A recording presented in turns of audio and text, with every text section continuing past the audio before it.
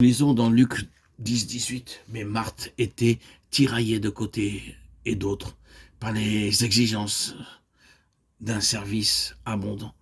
Elle survint et dit, le grec est très fort ici, il signifie qu'elle vint jusqu'à Jésus et le mit en cause personnellement. Il sous-tend qu'à ses yeux, c'était lui qui était responsable de la situation. Et s'il avait laissé voir le fond de sa pensée, il aurait dit, c'est de ta faute, tu es engagé dans cette affaire, et c'est à toi à y mettre ordre.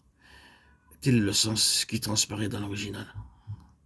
Elle le considère comme le grand responsable qui pourrait la tirer de peine s'il voulait et qui devrait, puisqu'il pourrait. Au fond, elle a perdu patience pendant longtemps. Elle a sans mot dire laissé grossir le nuage.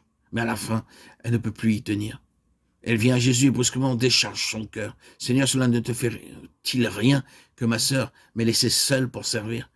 Dis-lui donc de m'aider. J'aimerais que vous puissiez saisir l'acuité de la situation. Cela vous aiderait à comprendre Marthe.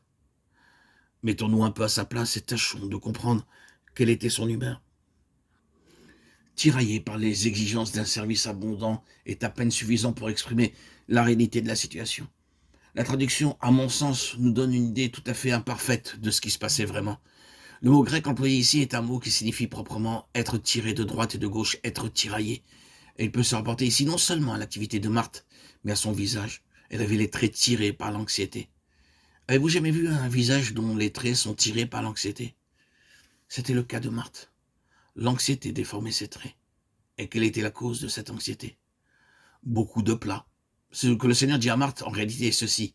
Marthe, Marthe, tu t'inquiètes et tu t'agites pour beaucoup de plats, mais un seul plat est nécessaire. Un seul plat est nécessaire. Tu te laisses absorber jusqu'à l'anxiété par tes nombreux plats, et tu n'en as plus que tu n'en peux faire. Tu commences à t'en rendre compte maintenant, n'est-ce pas? Telle est la situation. Ce qui était nécessaire du côté de Marthe, c'était une mise au point de son attitude à l'égard des choses pratiques, de façon que la chose importante pût avoir sa place. Que Marthe le prépara un repas, le Seigneur était pleinement d'accord. Mais il voyait cette affaire de repas devenir pour Marthe quelque chose de tellement compliqué et disproportionné que les choses les plus importantes en étaient reléguées à l'arrière-plan. C'était un vrai renversement des valeurs. Un repas peut sans doute venir fort à propos, mais prenons garde de donner aux choses une place qui soit en rapport avec leur importance. Veillons à ne pas laisser le temporel submerger le spirituel. Ne permettons pas aux choses qui passent de nous inquiéter, de nous absorber, de nous accaparer à tel point que les réalités spirituelles en soient éclipsées. Toutes choses sont bonnes pourvu qu'elles soient à leur place. Mais il y a une chose par excellence qui devrait toujours servir de régulateur pour maintenir toutes les autres à leur place respective. C'est la parole qui tombe des lèvres du Seigneur. Voyez, c'est une question de proportion. Tout dépend de l'accent et de l'endroit où nous le mettons. Allons-nous, oui ou non, laisser les choses, cette vie, nous occuper, nous dominer, imprimer sur notre visage le masque de l'anxiété ou de l'angoisse, sans donner aux choses essentielles l'occasion dont elles ont besoin pour pouvoir s'imposer? Non, n'est-ce pas? Nous sommes tous d'accord maintenant, et nous n'en voulons plus au maître à propos de Marthe, maintenant que nous voyons les choses à cette lumière-là. Ce qu'il fallait à Marthe, c'était une réadaptation de toutes choses, en sorte que le terrestre, le temporel, le secondaire, tout en ayant sa place, fût vraiment et resté à sa place, permettant ainsi à l'essentiel de prédominer.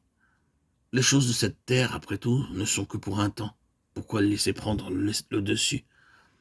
Telle était donc la situation à Béthanie. Et dans la maison de Dieu, bien aimé, ce qui importe plus que notre service le plus trépidant, plus que nos efforts les plus fiévreux pour venir à bout des 1001 devoirs de l'activité chrétienne, c'est de se préoccuper de connaître le Seigneur et de lui fournir l'occasion de se faire connaître. Trop souvent, dans ce qu'on appelle l'Église, une activité qui bat son plein n'arrive qu'à couvrir la voie du Seigneur et à exclure sa personne. Nous sommes tellement imbus de l'importance de ce que nous faisons qu'il ne nous vient pas à l'idée que le Seigneur puisse avoir quelque chose de plus important encore à nous dire. Ce qui le satisfait, c'est de nous voir à cette place et dans cette attitude qui révèle une adaptation de notre vie matérielle aux réalités suprêmes. Telle est la leçon que Marthe a à nous donner